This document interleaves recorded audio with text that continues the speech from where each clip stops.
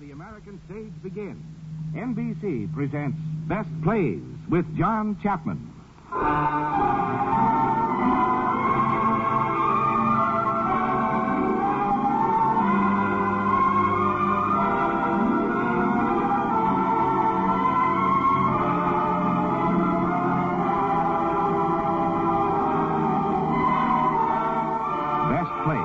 A series of hour-length dramas selected from the outstanding successes of the New York stage. Now, John Chapman, editor of the theatrical yearbook Best Plays and drama critic of the New York Daily News, is here to introduce Judith Evelyn and John Beale in Craig's Wife.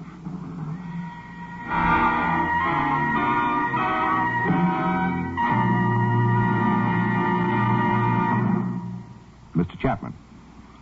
Our play this evening, George Kelly's Craig's Wife, was something of a surprise when it first appeared. It wasn't particularly astonishing that it won the Pulitzer Prize that year, for it was a beautifully finished piece of work. The surprise was that Craig's Wife had become a hit. And more than that, the kind of success known as a woman's play. These so-called women's plays are usually made of sugar and soap and all things nice, and they go great on matinee days. This one was different, and it still is. For when George Kelly finished his investigation of Mrs. Walter Craig, he had found in her character very little sugar, very little soap of the operatic variety, but a vast amount of furniture polish. When I first saw Craig's Wife, I thought it was a man's play, and I still do. But women think it's theirs. This evening, you'll be able to judge for yourselves. We are fortunate in having as Mrs. Craig Judith Evelyn, who played the role in its most recent revival on Broadway. We are equally fortunate in having John Beale in the part of Walter Craig. Now, to begin.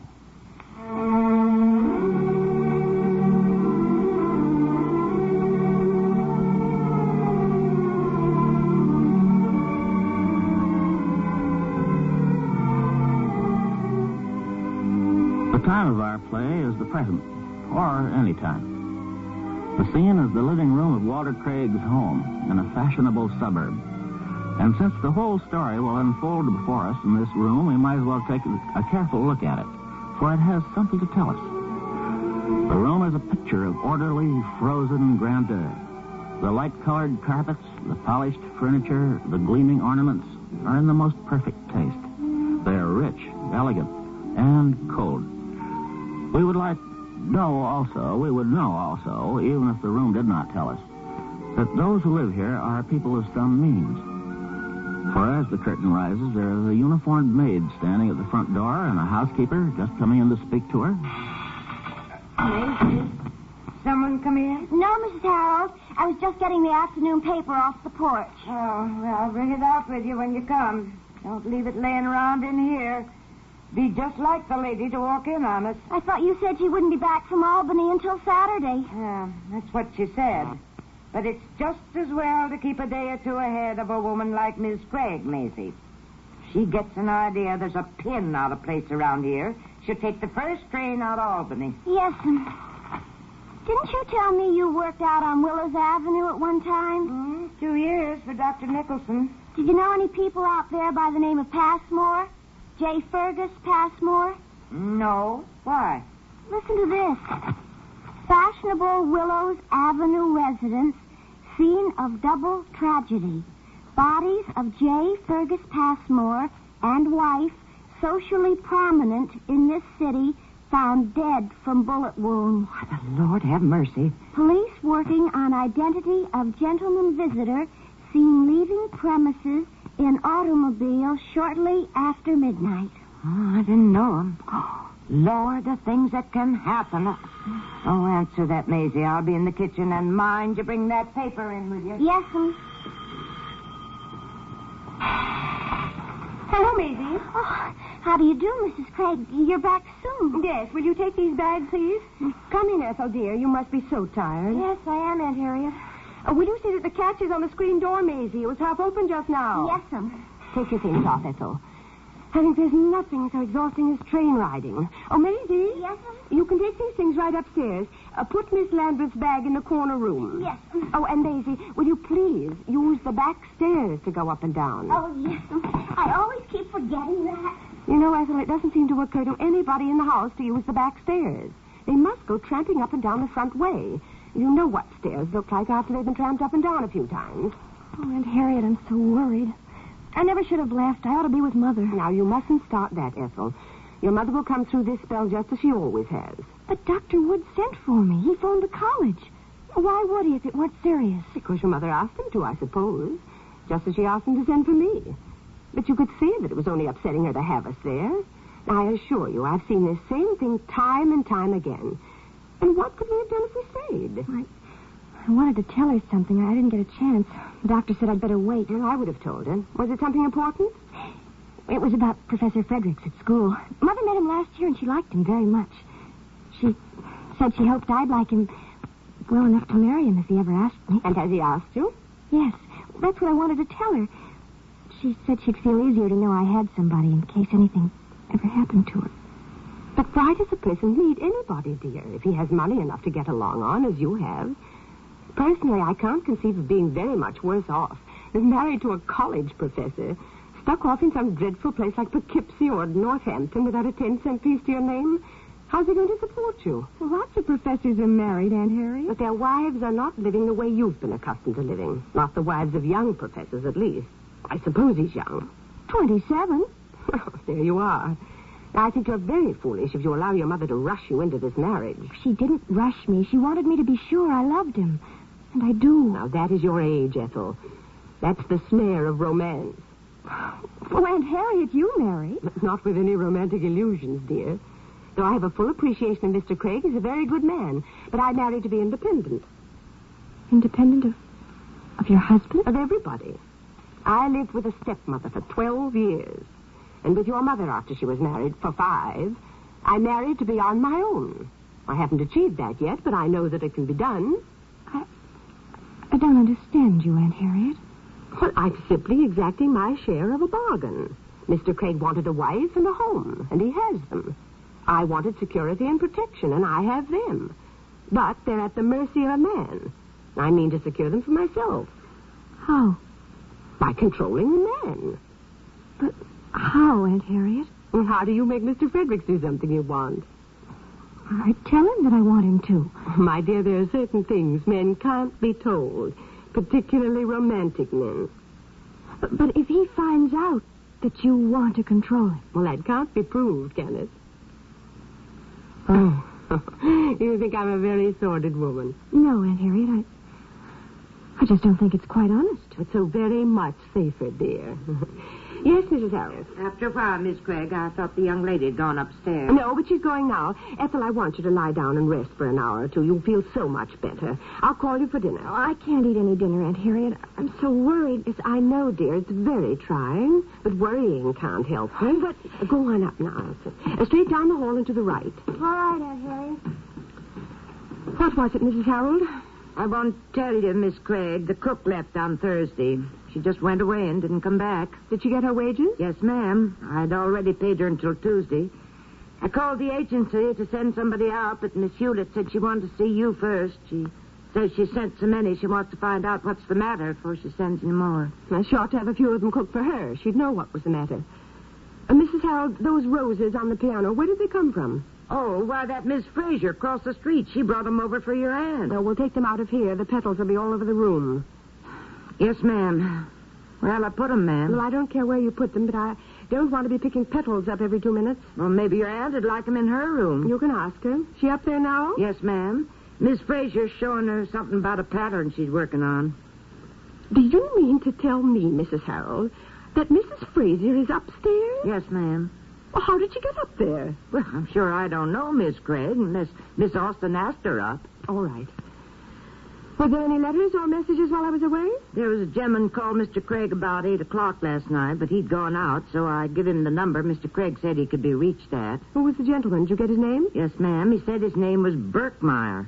Do you know if he got Mr. Craig all right? Yes, ma'am, he did. I told Mr. Craig this morning about him calling. He said it was all right. He talked to him last night.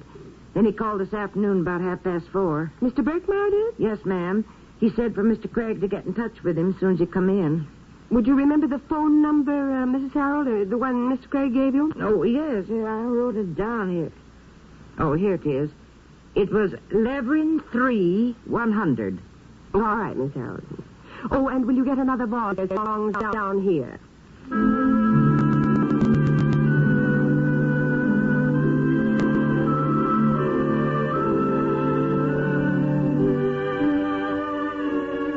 Information?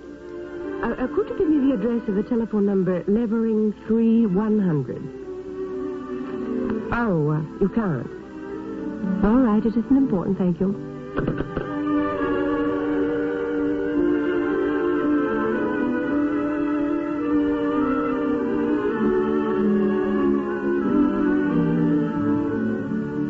Harriet, why didn't you wire me? I'd have met you. Well, I never thought of it, Walter, to tell you the truth. I just got in. Oh, here, dear, don't put your hat on the chair. How is Estelle? Well, I couldn't see there was anything wrong with her more than usual. Good. Well, am I glad to have you back again. Oh, Walter, stop it. You're breaking my bone. Oh. It's better.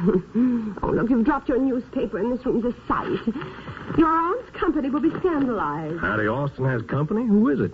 Mrs. Frazier from across the street. She's upstairs, I'm told. Oh, the lady with all the rose bushes in her yard. They certainly are beautiful, aren't they? You might not think so if you had to sweep the petals up from the lawn. It's a wonder she wouldn't bring a few of those roses over here once in a while for Auntie Austin. Well, I guess she knows if we wanted roses, we'd plant some.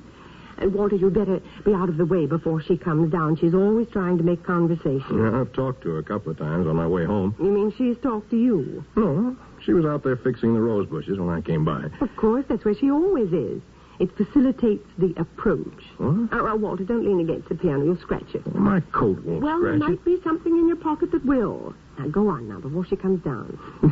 You know, I think you're getting jealous of me, Harriet. Not at all, dear boy. I'm simply suspicious of rich, middle-aged divorcees who specialize in wayside roses. Mrs. Frazier isn't a divorcee. Her husband was killed in an automobile accident. She told me about it. You're a very guileless young man, Walter. Now, what do you mean by that? Nothing. I just wish you'd use your eyes. By the way, whose phone number is Levering 3-100? Fergus Passmore's. Why? Just wondering. Mrs. Harold told me that you went out last night and gave her that number. Yes, Fergus asked me over there to play a little poker. Mrs. Harold said that Billy Birkmeyer called you. What did he want? Well, Fergus told me to get a hold of Billy and bring him over, too. But he called me after I'd left here to say he couldn't make it. He finally called me at Passmore's. I hope you're not getting into card playing again. I never gave up card playing. You haven't played in a year. Well, everybody knows you don't play, so they don't ask me. I happened to mention to Fergus that you were out of town. Was his wife there? For a while. Then she went out somewhere. I bet that's why Fergus asked you. He was so insanely jealous of her. Oh, I'm sure he was never jealous of me. Jealous of everybody. And I bet that's why Billy Birkmeyer dodged it. I bet that's what he called to tell you. Last night? He simply said... No, today. He didn't call today. Yes, he did, this afternoon, around 4. Huh? He said you were to get in touch with him right away. What's his number, do you remember? Yes. Now, you let me know, Miss Austin, if there's anything else you don't understand. Come on, Walter, here they come. Oh, don't be silly, Harriet. Well, if you're going to stay and listen to that silly chatter, I certainly don't intend to. I'll come over any time, Miss Austin. I haven't another solitary thing to do. Oh, how do you do, Mr. Craig? How do you do, Mrs. Frazier? Hello, Auntie. Hello, Walter, dear. I understand Harriet is home. Yes, she got here just ahead of me. Miss Austin was telling me that Mrs. Craig's sister has heart trouble. Yeah, she's had it for quite some time. Oh, poor woman. I suppose Mrs. Craig is very upset. Yes, I suppose she is. Is she her only sister? Yes, they're just the two of them. Oh, too bad, too bad. Walter, you should see all the wonderful roses Mrs. Frazier brought me. Oh? Well, we appreciate that very much. Oh, it was nothing at all. Well, I'll be going now. Good afternoon, Mr. Craig. Good afternoon, Mrs. Frazier. Come over again real soon. Well, thank you ever so much. I'd be delighted. Now, you just call me if there's anything more about that time. Well, thank you so much for that. Is that silly woman gone, Walter? She's outside saying goodbye. Harriet, she did bring some roses for Auntie Austin. Oh, did she? Yeah. Walter, I wanted to remind you about calling Billy Birkmeyer, dear. Oh, yes. What is that number? Park 840, isn't it? And why don't you use the upstairs extension? It's more private. I'll call him right away. Park 840? Oh, yes, Park. That's right, dear. You said it was urgent. Well, you, did I? Oh, Harriet, Mrs. Harold told me you were back. Yes, Auntie Austin. And about time, don't you think? Why, dear? If I'd stayed away much longer, I should probably have come back to find my house a thoroughfare for the entire neighborhood. You mean Mrs. Fraser being here? Now, you know perfectly well what I mean, Auntie Austin. Please don't try to appear so innocent. How did that woman get in here? Why, I asked her in, of course. You don't suppose she walked in of her own accord? I wouldn't put it past her if she knew I was away. Let her tend to her own house. She'll have plenty to do. I don't want a lot of idle neighbors on visiting terms. A good neighbor is a very good thing sometimes. Well, you may have them. I don't want them running in and out to me. None of them has ever run in and out to you that I remember. One has just left. She wasn't here to see you. She was in my house. And your husband's house. And I don't think you'd find him much in accord with your attitude if he knew about it. Well, you'll probably tell him. Oh, I've got lots of things to tell him, Harriet. Only I want you to be here when I tell him, so that you won't be able to twist what I say. I'm not at all interested. And I resent intensely your having brought Mrs. Fraser in here. Oh, be honest about it at least, Harriet. I am honest. I don't want her here. You don't want anybody here. I don't want her. You don't want your husband. Only that he's necessary to the upkeep. But if you could see how that could be managed without him, his position wouldn't be as secure as the position of one of those sofa pillows. Well, I must say, Miss Austin, that's a very nice thing for you to say to me. It's the truth. You want your house, Harriet, and that's all you do want. And that's all you'll have at the finish, unless you change your ways. People who live to themselves, Harriet, are generally left to themselves. For other people will not go on being made miserable indefinitely for the sake of your ridiculous idolatry of house furnishings. You seem to have borne it rather successfully. I did it for Walter's sake. But now I've decided to make a change. Only I want my reasons to be perfectly clear to him before I go. I think I owe it to him. I couldn't reach Billy Birkmeyer. He's probably... Well, what's the matter here? I haven't the faintest idea, I'm sure. Oh, there's something. What is it, Auntie? Your aunt tells me that she's going to leave us. Leave the house, you mean?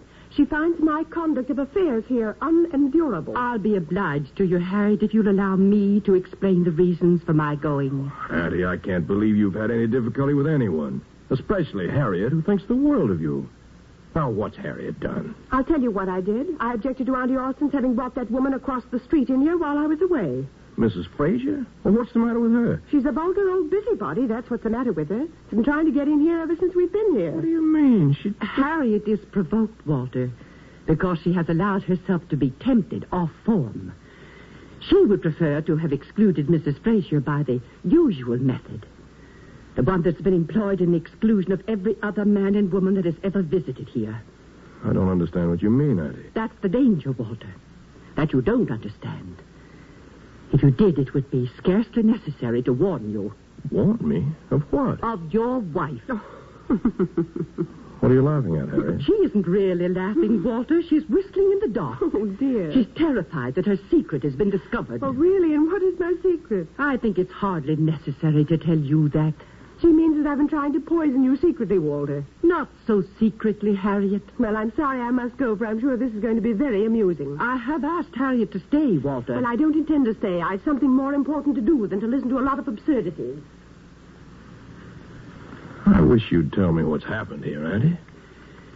Well, that isn't so easy, Walter, to tell a man. Walter, why do you suppose your mother asked you to promise her when she was dying that you'd take me with you when you married? It was because she knew her woman, Walter, the woman you were going to marry. You mean that Mother didn't like Harriet? Nobody could like Harriet. She doesn't want them to. Well, I like her. Oh, you're blinded by a pretty face. Well, what's she done? She has left you practically friendless, for one thing, because the visits of your friends imply an importance to you that is at variance with her plan. So she's made it perfectly clear to them by 1,000 little words and gestures that they are not welcome in her house, because this is her house. You know, Walter. The house is what Harriet married. She didn't marry you. You simply went with the house as a more or less regrettable necessity. I can't believe that, Auntie. Walter, how long is it since any of your friends have come here? Well... And why don't you ever go out anymore? Well, It's because nobody asks you, Walter. They're afraid you might bring her, and they don't want her, because she's made it perfectly clear that she doesn't want them. They reckon without you in their social life now, and they'll soon begin to reckon without you in their business life. Now, that's Walter, ridiculous. listen. The other day, I happened to be seated in a restaurant near two of your old friends. Well? A man and a woman came in and sat at another table. And the wife immediately proceeded to tell the man how he should sit down. And after he sat, how he should that he was down. And so on. And I distinctly heard one of your friends say to the other, "Listen to Craig's wife over there. Oh. That's only a straw in the wind, Walter. She's ruining you. And I can't stand by to see it." Oh, now, Auntie. I can see there's been some misunderstanding between you and Harold. Oh, Walter. I can't let you leave this house. I promised Mother that... I'm sorry, Walter. Oh, I couldn't feel worse if it were Mother herself leaving. Be glad that it isn't your mother, Walter. She would have left long ago.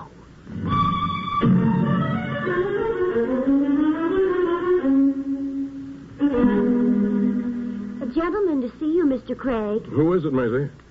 Oh, Billy. Hello, Walter. How are you? I called your house a while ago. I've been trying to get hold of you since 4 o'clock, Walter.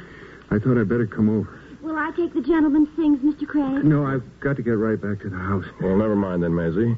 You look worried, Billy. What is it? That's what I want to know. What about it? What about what? About Fergus Passmore and his wife. Haven't you seen the papers? No, why? Then you don't. Here, look at this. On the front page. Dead? What in the... Fergus Passmore and wife. Good Lord. I nearly had heart failure when I read it. I saw her at the Ritz last night at 12 o'clock. She was with that military gent she's been stepping out with lately. That's my hunch on this, Walter. You know how jealous Fergus always was of her. But I was out there last night until 12 myself. Did Adelaide get in before you left there? No, she didn't. Oh, I think I ought to get in touch with the police headquarters right away, Billy. That's why I wanted to get in touch with you. It says here they're looking for a man seen leaving the place after midnight. Well, sure, that's me. That's the time I got away from there. That doesn't mean anything. Only it's a good idea to let them know. Oh, this is a terrible thing, Billy. Terrible. I haven't got it through my head yet. Come on, quit reading. The thing for us to do is to hop out to Passmore's and try to find out what's going on. Maybe it's all cleared up by now. If they haven't found out anything, we'll get in touch with police headquarters and let them know where we are. Well, you weren't out there, Billy. No, I wasn't. But I talked to you on the telephone out there from my house. What?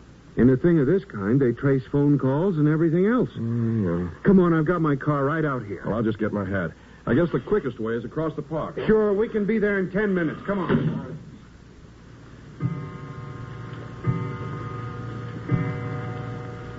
Walter? Did you get... Walter? Oh, for heaven's sake. Maisie? Will he ever stop leaving things? Maisie, will you come and take this newspaper? Newspapers, everything else all over. What? Bodies of J. Fergus Passmore and wife? No. Oh, dear Lord, no. Walter! Walter, are you upstairs? Walter! Were you calling me a minute ago, Mrs. Craig? Maisie, have you seen anything of Mr. Craig? Why, he was here a few minutes ago, Mrs. Craig, with a gentleman. What gentleman? Who was he? I didn't catch the name, ma'am. He came in an automobile. Did Mr. Craig go away with him? I don't know whether he did or not, Mrs. Craig. I didn't know he'd gone. See if his hat's on the rack out there. Yes, ma'am, I'll look. No, Mrs. Craig, it isn't. Oh, Lord, Maisie, listen. Yes, sir? Run out to the garage and see if he's there. If you find him, tell him to come back immediately. I want to see him. Hurry, Maisie, hurry. Tell him I want him right away.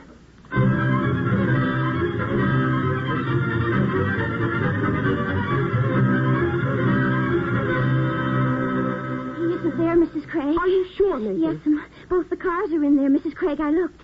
I guess he must have went away with the gentleman. All right. I'll answer that. Yes, ma'am. Oh, Maisie. Yes, ma'am. Go up and see that my niece's door is closed. Yes, ma'am. Be very quiet and don't disturb her if she's asleep. I won't, Mrs. Craig.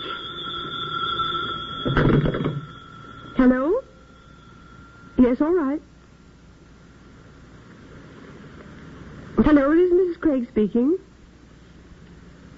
Oh, Miss Landreth is lying down just now. Who is this? I see. Oh, why not a thing, Mr. Fredericks, except that she's very tired. You what?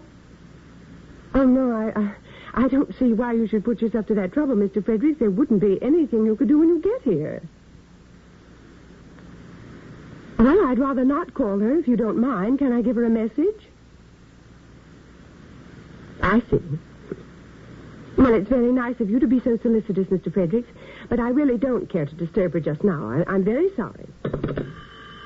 Maisie? Miss Landreth's door was closed, Mrs. Craig. All right, see who's at the front door. Yes, Is Mr. Craig in? No, sir. He went out about 20 minutes ago. Oh, you expect him back? I couldn't say, sir. I guess he'll be back in time for dinner. Is his wife in? Yes, sir. Will you step in? Sure. Who is it, Maisie? Good evening, ma'am. You Mrs. Craig? Yes. I called to see Mr. Craig, and maybe you could give me the information I'm looking for. Yes? I'll tell you what it's about, Miss Craig. I suppose you've seen in the paper about this affair out on Willows Avenue? You mean that shooting affair? Yes, at the Passmore It's a home. dreadful thing. I've just been reading it here. Was it a robbery or something? No, there wasn't anything taken. Of course, it could have been an attempted robbery. Are you working on the case? Yes, ma'am. My name's Cattell. I'm from police headquarters. Oh. That doesn't need to alarm you, Mrs. Craig. There's no particular connection here. Well, I'm very glad to know that. No, this Passmore affair looks to me like a pretty clear matter of jealousy. Of course, there was a man seen leaving the house around midnight, but that wouldn't account for the death of Mrs. Passmore because she didn't get in until after 3 o'clock. I see. But you understand, we have to follow up on any little outside clue that might throw any light on it. That's what I want to see Mr. Craig about.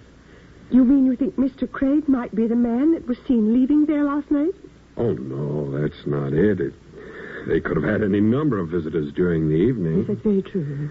We've had a report late this afternoon, Mrs. Craig, that there was a call made on your telephone here asking for the address of the telephone number Levering 3100.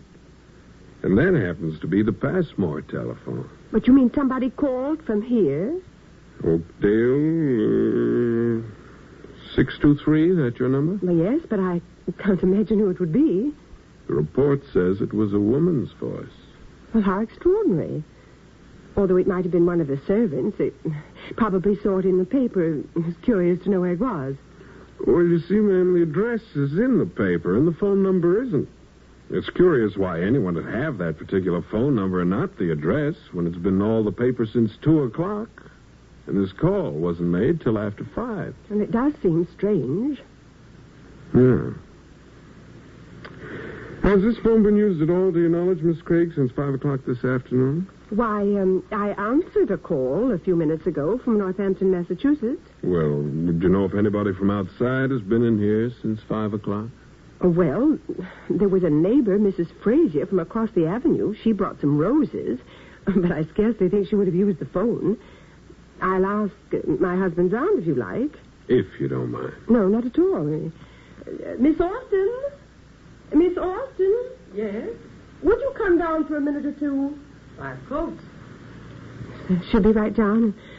I suppose I'd better call the servants, too, hadn't I? Yes, I'd like to see them for a minute. Maisie, would you come here for a minute? Mind if I use this phone, Miss Craig? No, not at all. Go right ahead.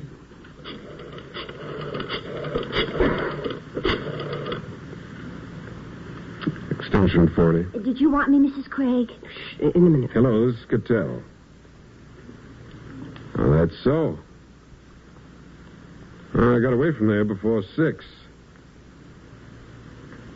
Here, what are you trying to do, break my heart? All right, I'll be right over. I won't have to bother you any more right now, Miss Craig. There's been a bit of additional information come in over at headquarters that'll hold things up temporarily. Do you want me to have Mr. Craig get in touch with you when he comes in? No, we'll get in touch with him if it's necessary. And you don't want to question the rest of the people now, either? Not just now, Miss Craig. I'm sorry to have had to trouble you. No, that's quite all right. You can explain the circumstances to Mr. Craig, if you will. Yes, I will. Thank you very much, Miss Craig. Good evening. You're very welcome, I'm sure. Oh, did you want to see me about something, Harriet? Not now, Miss Austin. It isn't necessary. I'm sorry to have troubled you. Mrs. Craig? That will be all, Maisie. Yes, but Mrs. Harold wants to know if she'll serve the dinner now, Mrs. Craig. Dinner? No, Maisie. Tell her not yet for a while. We'll wait for Mr. Craig. I'm sure he'll be here any minute.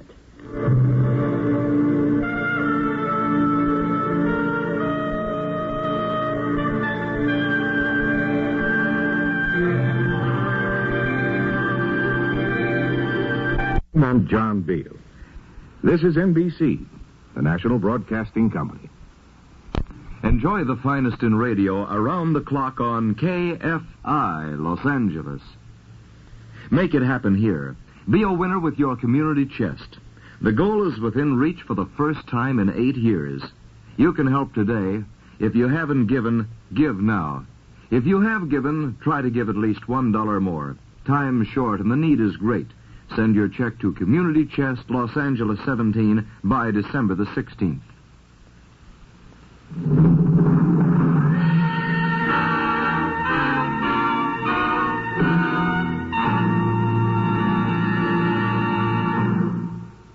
Now, Act 2 of the Best Plays production of Craig's Wife by George Kelly, starring Judith Evelyn and John Beale.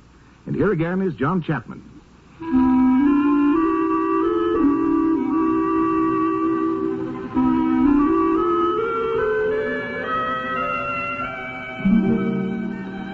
Into this carefully planned life of Harriet Craig, an event has come which she cannot control, which, therefore, she hates and fears.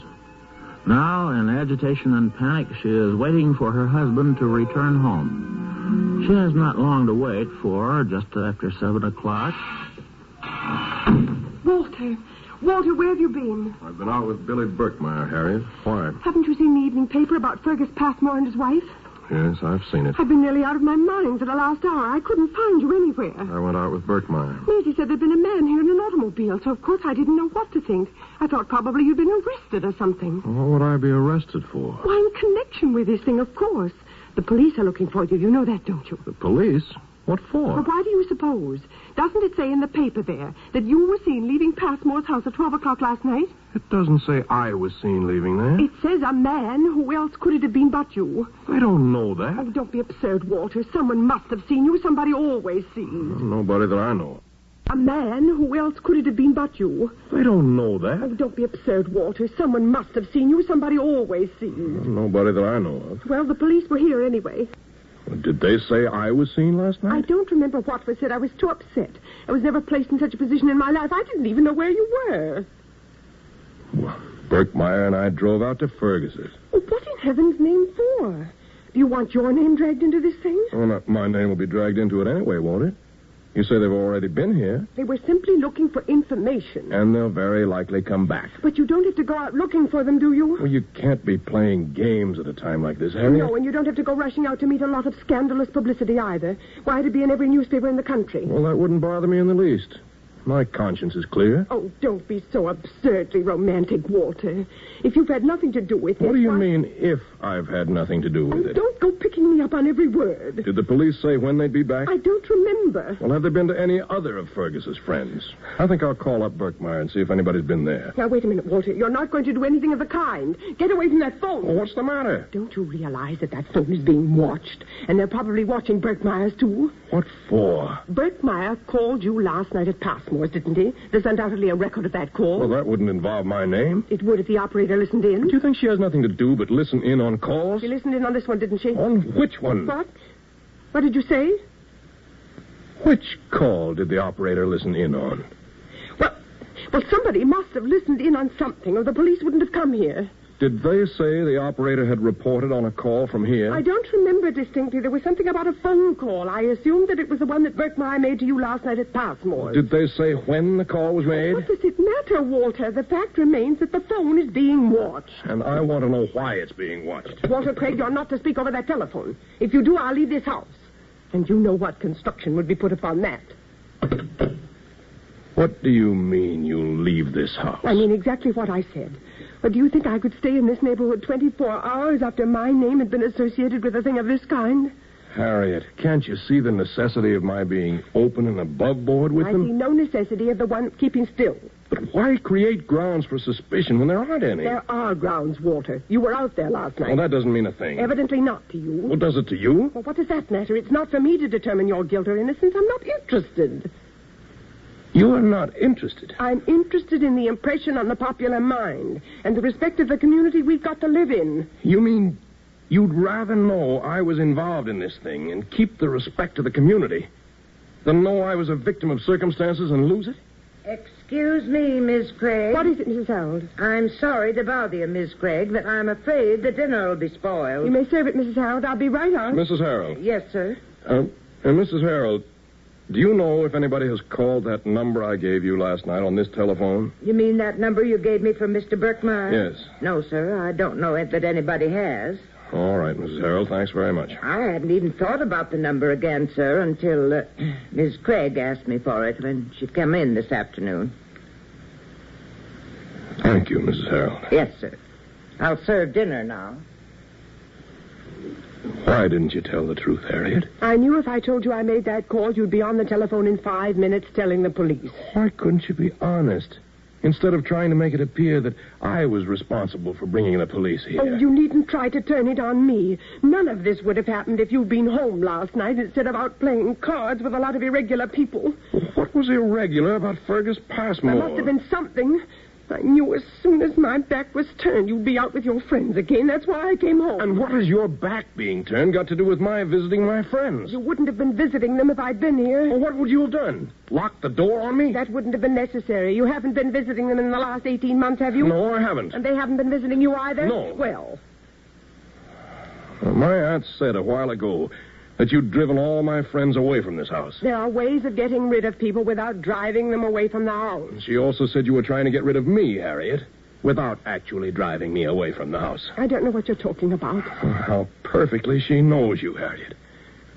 And here I felt sorry for her, thinking she was getting a little old and suspicious, particularly when she said you had excluded my friends. Do you think I wanted my house turned into a tavern? Well, my friends never turned my mother's house into a tavern. Mother didn't play poker at your mother's house till all hours of the morning. Every Thursday night for 10 years. Well, evidently your mother and I had very different ideas of a house. Yes, very different. But don't make any mistake, Harriet, about my thinking you didn't want my friends here simply because they played cards.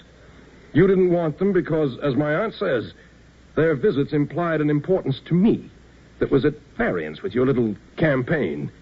A campaign that was to reduce me to one of those wife-ridden sheep that's afraid to buy a necktie for fear his wife might not approve of it. Oh, don't make yourself out such a martyr. You've had your share of this bargain. Bargain? Is that what this marriage is to you? You've been playing safe, haven't you? Right from the start. You've been exploiting me consistently in your shifty little business of personal safety. And now you'd throw me open to suspicion in this murder. Just to preserve that safety. I've been trying to preserve my home. That's all I've heard from you since the day I married you. Well, what else has a woman like me but her home? Well, hasn't she her husband? She could lose her husband, couldn't she? Well, couldn't she lose her home, too? Not if she knew how to secure it. Well, that's the point, Harriet. If she knew how to fix it for herself. Well, what if I have fixed it? I saw what happened to my own mother from being one of those I will follow thee, my husband, women. Her home mortgaged over her head for another woman till she could do nothing but die of a broken heart. And the other woman came in as my stepmother. But the house was never mortgaged over her head, I'll promise you. She saw to it that it was put in her name, and she kept it there. Well, why didn't you ask me to put this house in your name? Would have been more honest. I haven't done anything that wasn't honest. How would you know, Harriet? I've simply tried to be practical. I don't reproach you, Harriet. You simply married the wrong man. I married a romantic fool. That's what I married. How well we understand each other now, Harriet. Well, I understand you anyway, and you ought to thank your God that I do, for I don't know what would become of you if I didn't. The presumption of you. What? The presumption that you could make a remark like that. Excuse me, Mrs. Craig. But you could set yourself up to control Yes, me. Maisie. As though I was some sort of mental incompetent. Will you? What is it, Maisie? Excuse me, ma'am, but Mrs. Harold sent me to see if you were coming in to dinner. Well, yes, right away. Mental But I want to see you for a minute first, Maisie. Yes, ma'am. Romantic fool. Make a show of yourself in front of Maisie. Maisie, what is this card here? Why, it's the society card, Mrs. Craig, of the Mutual Benevolence. Well, what is it doing here on the mantelpiece? Couldn't you find any place for it but back of that ornament? Why, I was... After all the times I've told you never to put anything on that mantelpiece. Yes, you have told me, Mrs. Craig, but when I Why came do you in... do it? Must I keep telling you the same things indefinitely? Now, you know perfectly well I never allow anyone even to dust that mantelpiece but myself. And yet the minute my back is turned, you use it as a catch-all for everything in the house. Mrs. Harold asked me something when I am came not in, and interested in what anybody asked you. That does not excuse you. I've told you over and over again never to put anything back of those ornaments, and you deliberately disobey me. But, Madam, And when a girl will not do as she is told, the best thing for her to do is to go someplace where she will be made to do it. So I want you to get your things together tonight and leave this house tomorrow morning. Yes, Mrs. Craig. Here's the card. Find some place for it besides back of an ornament. Yes, but... And tell Mrs. Harold to save the dinner. I'll be down in 2 minutes. I'm going up to see what my niece wants for her dinner. Oh, and Walter, you'd better go out and get your dinner before it gets cold. The dinner. She says the dinner will be cold.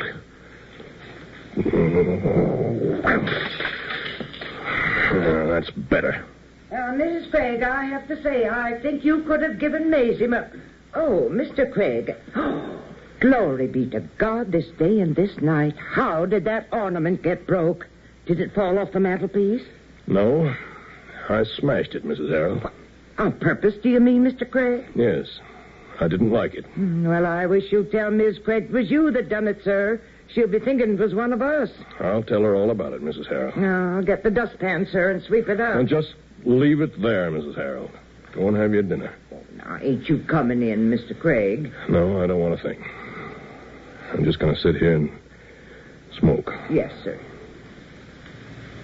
Walter! Well, did something fall down there? No, nothing fell. Are you sure? It sounded as though the house fell down. Maybe it did, Harriet. I'm just sitting here wondering.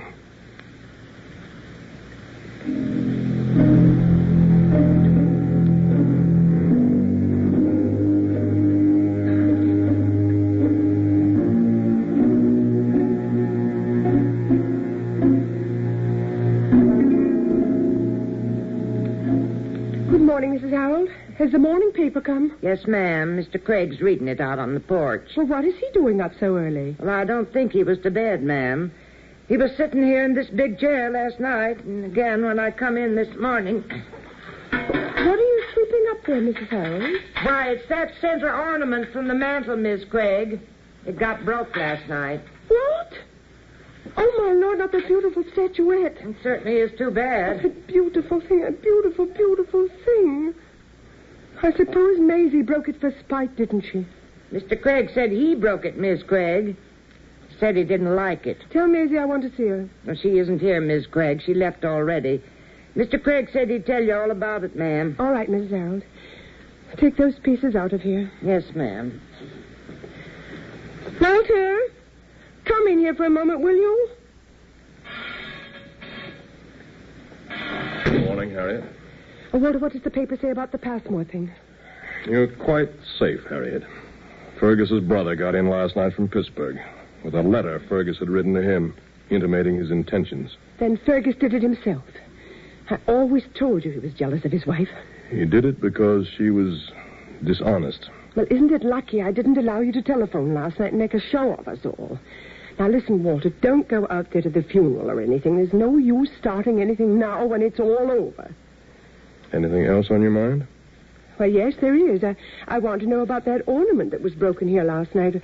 Mrs. Harold says you told her you broke it. So I did. What were you doing, leaning against the mantelpiece as usual? No, I smashed it, purposely. But why? Why would you deliberately break a beautiful, expensive thing like that? I didn't break it. But you just said you did. I said I smashed it into 1,000 pieces.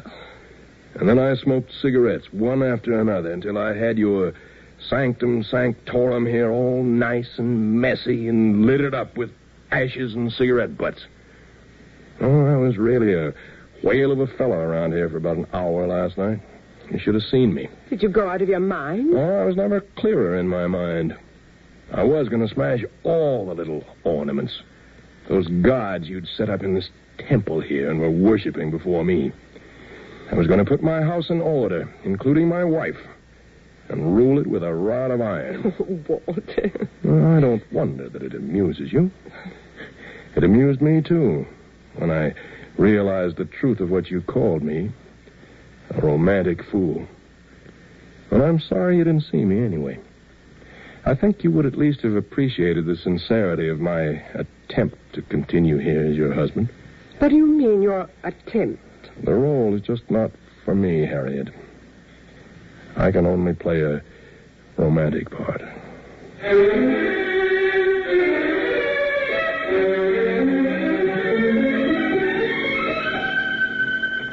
Ethel, dear child, what are you doing up so early? Harriet, I must go home. I'm too troubled in my mind to stay here any longer. Oh, now, Ethel, I'm sure you're upsetting yourself unnecessarily. Anyway, you can't go immediately. I must. There's no train until the 9:17. It's 9:15 now. Well, all right, dear. I can get a cab in 5 minutes. There's no use calling it already. I really should call Gene long distance. I simply left him a note when I rushed away from school. He won't know what to think. Well, I wouldn't worry myself too much about what he'll think, dear. I want you to consider very seriously what I've said to you. You're not married to Mr. Fredericks yet. Now, don't let him hurry you. I don't know what to do, Aunt Harriet. Just think it over, dear.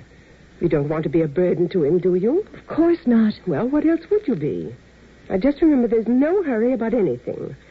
Now, go into the breakfast room, dear. Mrs. Harold will give you your breakfast. Oh, Aunt Harriet, I couldn't touch a thing. You can't start on that trip home without something, Ethel. Yes, I have them here in my bag, Mrs. Harold. Oh, is that Miss Austin? I haven't had a chance to speak to her yet. Well, you'll have time after you've eaten, dear. Go on in. All right, Aunt Harriet. Just put them out on the porch, Mrs. Harold. All right, Miss Austin. Then they'll be ready when the taxi comes. Oh, Harriet. Are you leaving already, Miss Austin? Yes, I always like to get an early start. Are your things ready?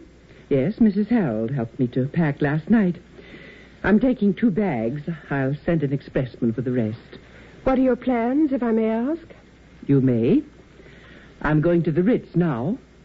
After that, I'll do what I've always wanted to do, travel. Far and wide. So that I shan't become little. I have a deadly fear of that. Have you seen Walter this morning? No. I'll write to him and let him know where I am. Well, do that. He'll be so interested. Yes, I think he will.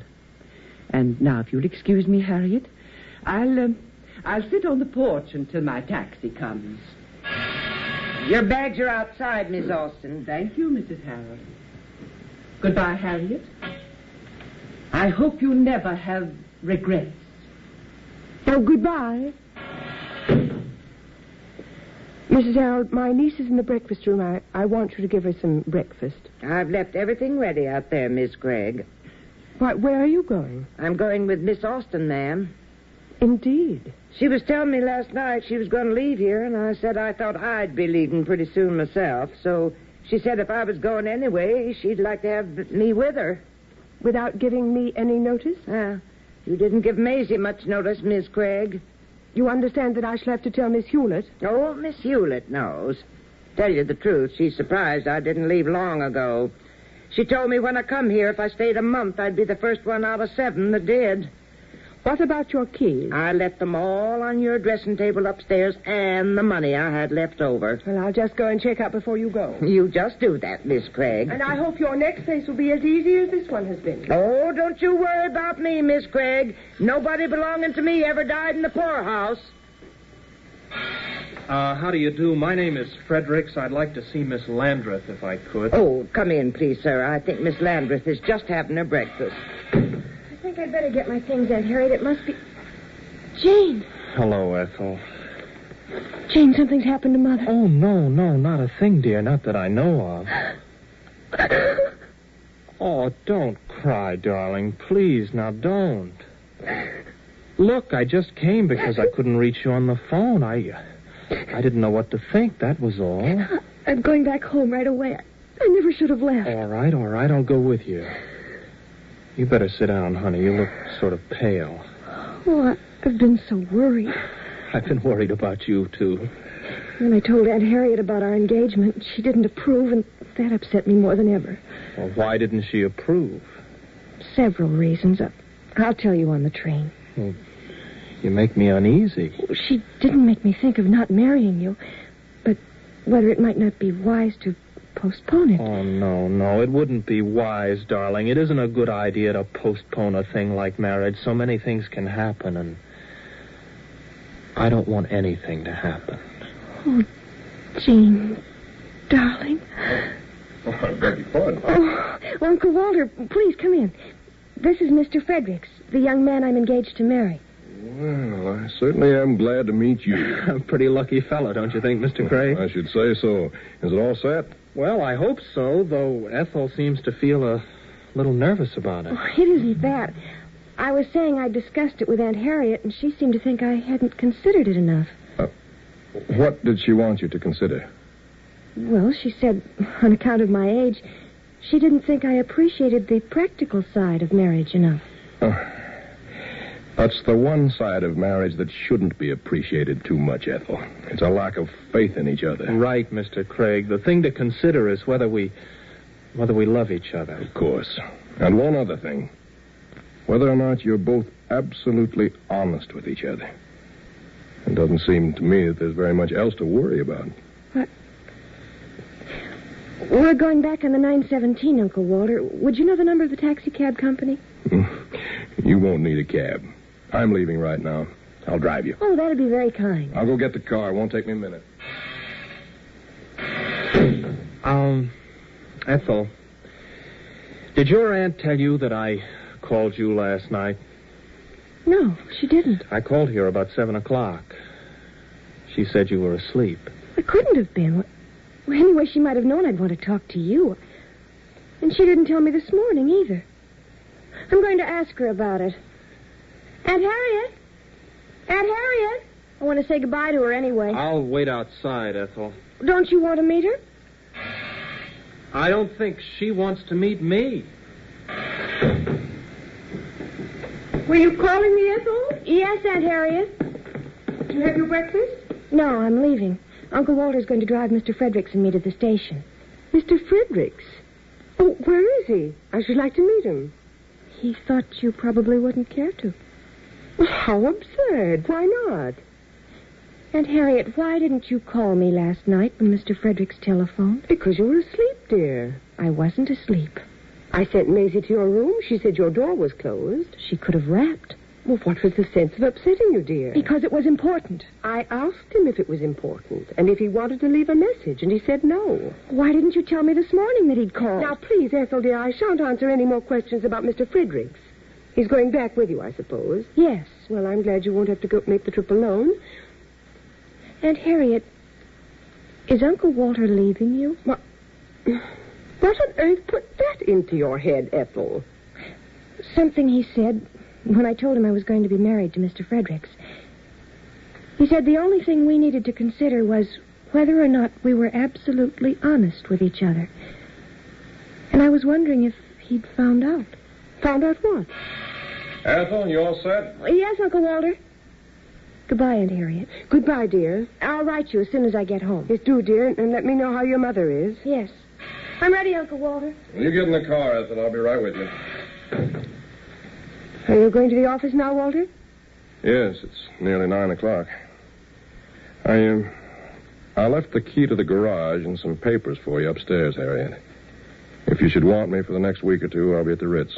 Oh, now listen to me, Walter. Craig, you're surely not serious about leaving this house. I should think that would please you. It's so practical. Oh, don't try to be funny.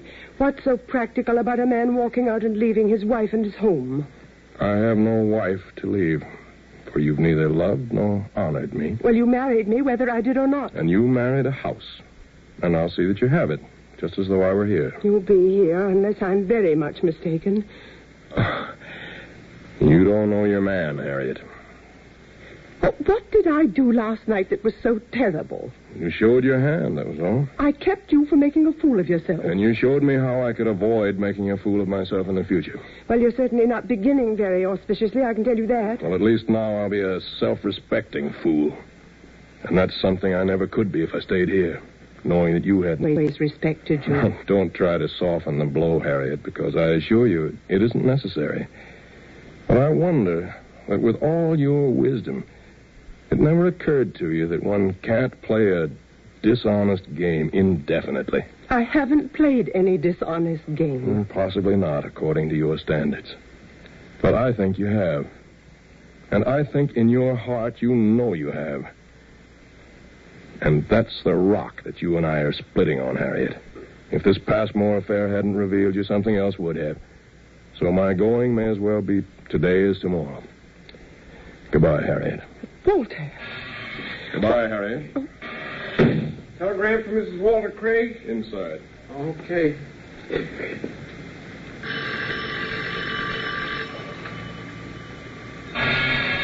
Yes? Telegram. Sign here. Oh. Thank you. Thank you.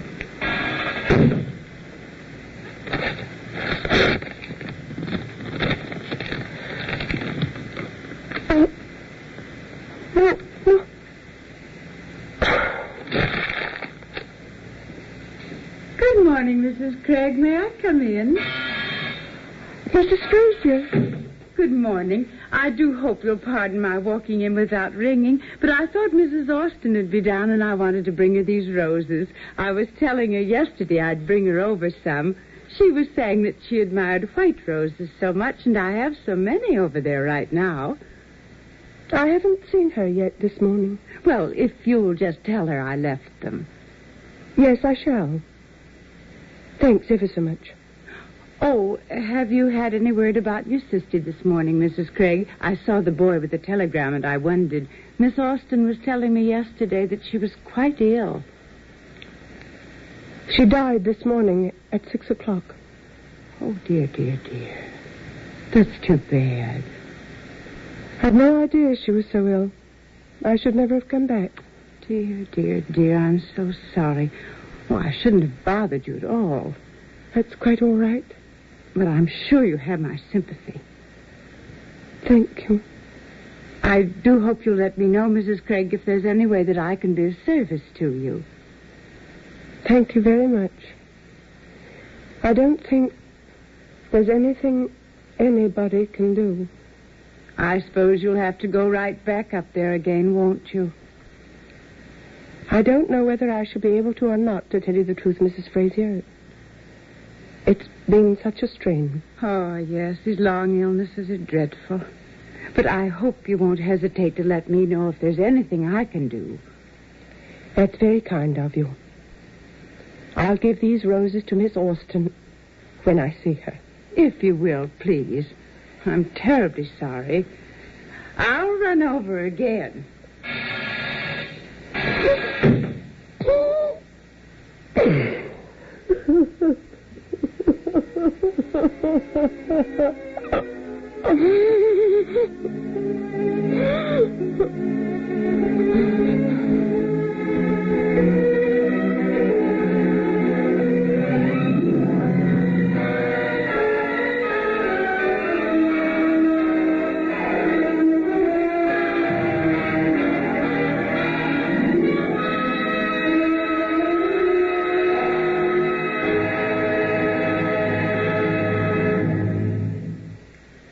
You have just heard the Best Plays production of Craig's Wife by George Kelly, starring Judith Evelyn and John Beale.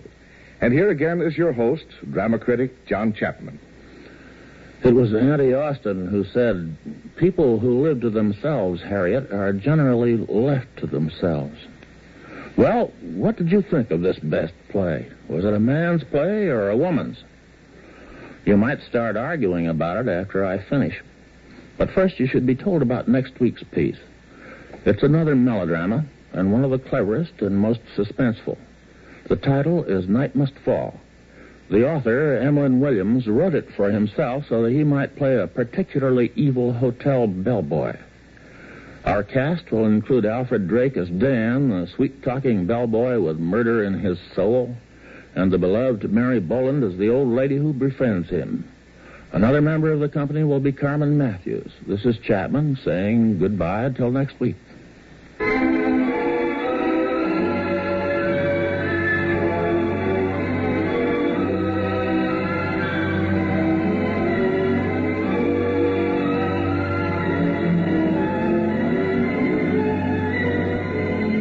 Craig's Wife by George Kelly was adapted for radio by Clarice Ross. Heard in the cast were Irene Hubbard as Mrs. Harold, Patricia Hosley as Maisie, Jane Webb as Ethel, Virginia Payne as Mrs. Frazier, Ethel Wilson as Aunt Austin, John Gibson as Billy Berkmeyer, Ross Martin as Officer Cattell, and William Redfield as Gene Fredericks.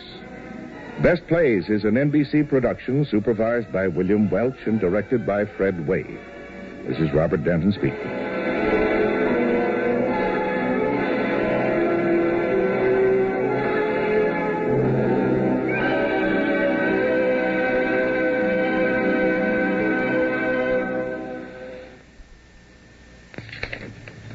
Best Plays came to you transcribed, and we invite you to hear Theater Guild on the Air at 5:30 this evening on NBC. KFI, Los Angeles.